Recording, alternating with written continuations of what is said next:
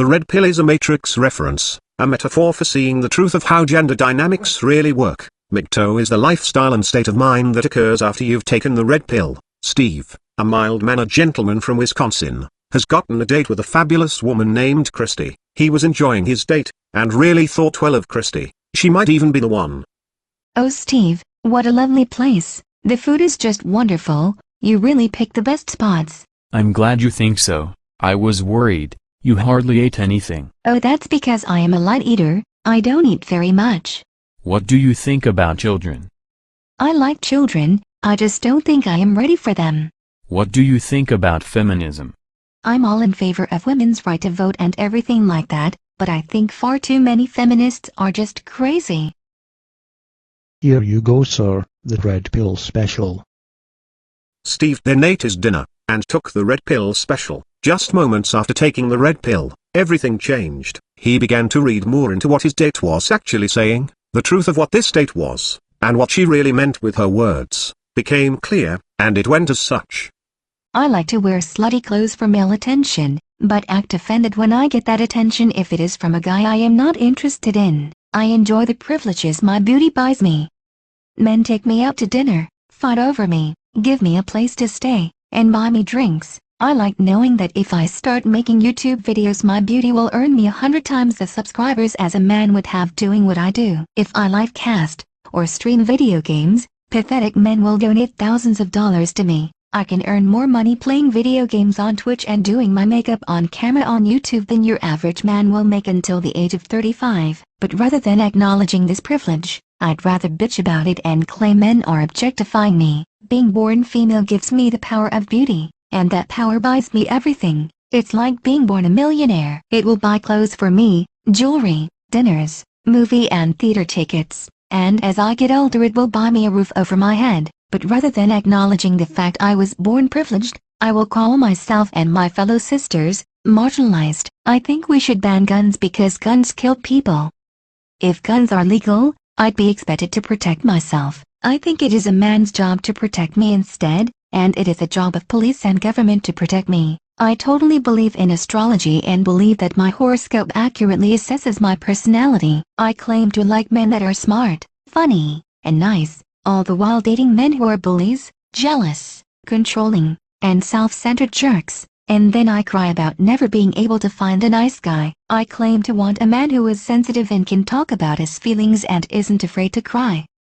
Yet any man that does anything like that would chase me off instantly. I am seeking out a white heterosexual cisgendered male, all the while blaming all of humanity's problems on the heterosexual cisgendered white male. I believe women are every bit as tough and capable as men. The fact we have babies makes us a million times tougher than men. Yet I support the Violence Against Women Act because women are fragile creatures that must be protected. I support women's right to join any branch of military, have lower standards, but equal pay, and I am against women being drafted because women are far too fragile to fight in war. I enjoy going to college since my parents paid, and I've been irresponsibly partying the whole time. They didn't pay for me to go to college to be a strong independent woman. They paid for me to go to college to find a wealthy successful man to marry me and give them grandkids. Of course in this day and age no man is stupid enough to propose marriage fresh out of college, so I will have to poke holes in his condoms, lie about being on the pill, or just get him really drunk. That's another thing I enjoy. You're too drunk to give consent, but only if you're a woman. I call myself a feminist. Push to demonize male sexuality, push for women-only programs, and push for double standards that favor women, all the while hiding behind the dictionary definition that feminism is a fight for equality. I like being able to play the role of strong independent career woman. I don't need no man, and yet if my career fails, I like knowing I can find a good old-fashioned traditionalist man, and will happily renounce my title of feminist. I enjoy stupid booty-shaking club music and reality TV and drama shows, talking on the phone, texting on the phone, and buying lots of clothes, and lots of makeup. I consider shopping to be a type of hobby. Sure, having those interests and hobbies would make anyone boring, but I have big breasts, so men will still want me, and pretend to care about every boring thing I say. I am overly emotional and unstable. I am a major crybaby.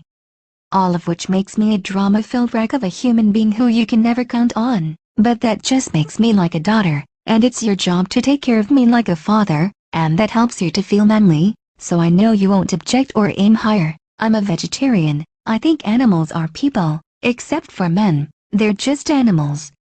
Except for the brown ones who are marginalized. Yeah, I'm also full of white guilt. Even though I refuse to recognize my own white privilege, and will never hold my head in shame, because my vagina trumps all that shit and makes me an eternal victim.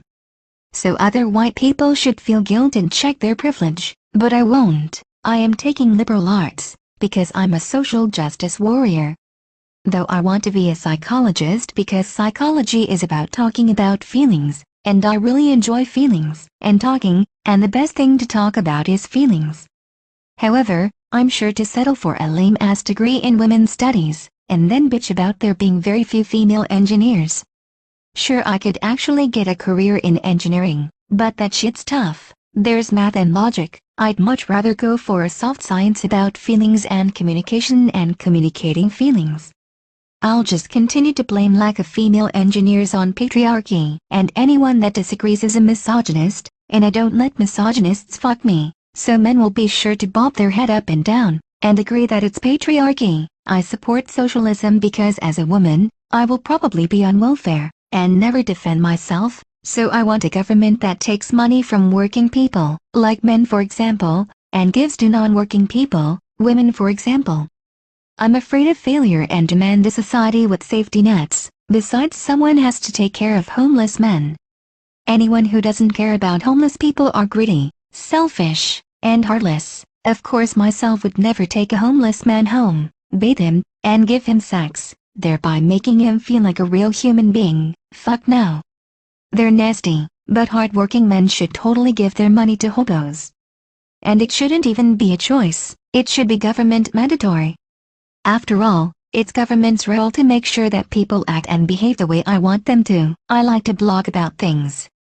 For example, I blog about how in every facet of life, there should be a women's only space, but women should be allowed to enter into male spaces, and there should be no men only space because like every space is a men's space. Except that contradicts the first half of my statement, but I totally won't sleep with a guy who calls me out on my hypocrisy. I love how I can state my absurd, sexist offensive opinions in public, and girls agree with me, because we're girls, and we all think alike, in spite of the fact we claim all women are different, and men will never call us out on our bullshit, because they want to get laid, and even though none of them are getting lucky with me, they think they have a shot if they just agree with me enough. I support feminism because women are underprivileged. And you know, if you disagree with me, you won't get laid. So just continue sitting there nodding your head in agreement. I think if a woman sleeps with a guy and he doesn't call her the next day, she has been used for sex. But if a guy spends all of his money taking a woman out on a fancy date and she doesn't put out, in no way has the man been used. I have trust issues. If you don't know what that means, it means I am going to act like a spoiled brat, treat you like shit. I'm going to be jealous and controlling, and you probably won't get laid. But nonetheless you will jump through every hoop, put up with my shit, and do whatever I tell you, in an effort to gain my trust, which is really just an effort to get down my pants. You're using me for sex and I'm using you for everything but sex. The difference here is, I'll get everything I use you for, you'll never get laid, and you'll still end up looking like the bad guy because all you were thinking about was sex, you pig. After that dinner, after his new red pill perspective, Steve decided that he would end pursuing relationships with women, or at least date them with the understanding that it is not him who is being loved, it is his utility and function which is being admired. The women he dates will want what he has, and what he can do for her. He will always be the means to the end, and not the end unto itself. Born into a world that told him men are made of snips and snails and puppy dog tails, he has come to realize that women are not made from sugar and spice, or anything nice. Steve went on to be MGTOW.